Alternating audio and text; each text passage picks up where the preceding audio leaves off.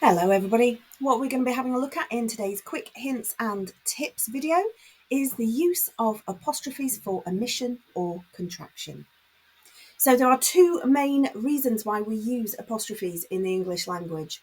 One is to represent letters that have been removed from words, and the other is when an item belongs to a person.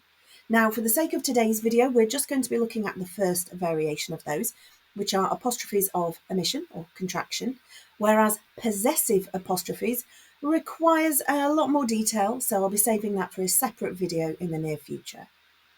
So, as you should hopefully be able to see on the screen behind me, we have some examples of the most common words that we use, where we start with two words, and to make it more informal and it sort of represents a way that we use them on a more regular basis, we start with two words, and when we're talking, we actually contract them, we bring them together into one word. So if we look at the first example, we have the words I am. When we shorten it down to use it informally, we change it to I'm. And you'll notice that we suddenly have an apostrophe there, but the letter A is missing.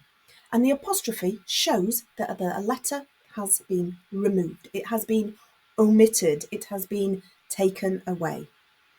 So if you look at the second example, we have you are, which is shortened down to your. And again, we remove one letter. We remove the A. We stick the two words together, and we use an apostrophe to show where the letter used to be. So most of these examples, especially the first sort of 3 or 4 that we see on this list, are where we just remove one, maybe two letters.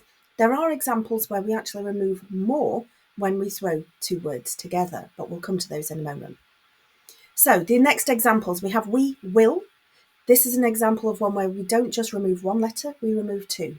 We remove the W and the I. So it is W-E apostrophe to show there are missing letters, and the double L on the end.